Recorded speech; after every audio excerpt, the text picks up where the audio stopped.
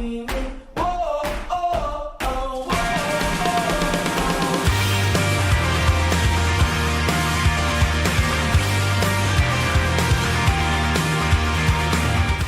to New Life. We're so happy that you could join us for church today. If you're a first-time guest, please take the time to fill out the connection card in the seat back in front of you, drop it in the offering bucket, or give it to an usher on your way out of service today. Tonight, following 6:04, 2020 will be going to Panera Bread in Shelton. If you missed out on the amazing time we had at the Art of Marriage seminar last weekend, don't worry, we're doing it again. You will have another opportunity to attend on March 25th and 26th as New Life and Family Life presents an encore seminar. So if you missed the first one or just loved it so much you'd like to go again, please see Lorna Patton and sign up today. Now join us as we look to God's Word.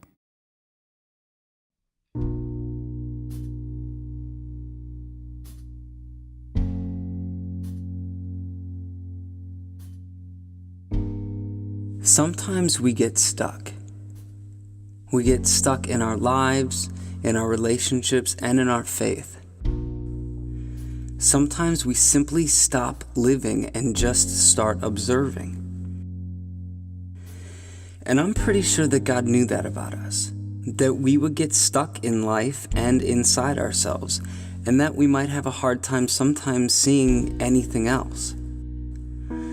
Giving, fasting, and praying are probably the most simple yet complex disciplines that God asks of us.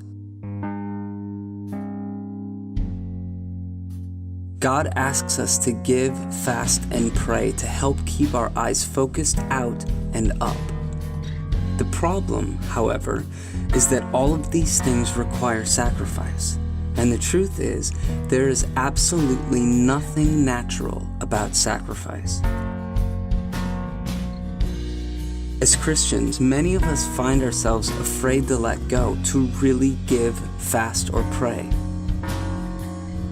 We too quickly forget the character of the God that's given to us so generously, as if when we pour out our time or energy or money or heart onto others, we will be left with nothing.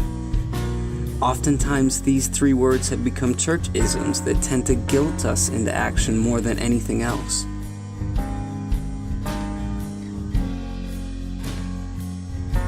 We are truly afraid to let go.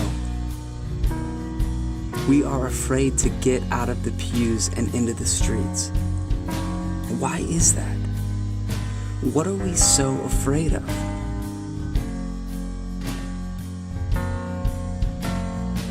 How is it that we immediately forget to hold loosely the gifts that have been poured down over us? Is it possible we've forgotten to consider that they are gifts at all? And that pouring them out onto the world around us might leave us with more than we thought?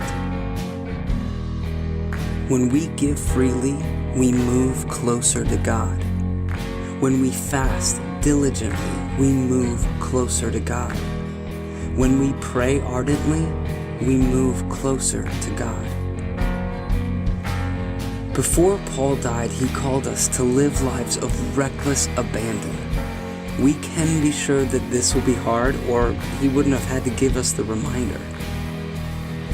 So there must be something more, something deeper, something that comes from within that calls us to a life of extravagant sacrifice. Something deeper is calling us to give, fast, and pray. What will call you to a life of extravagant abandon?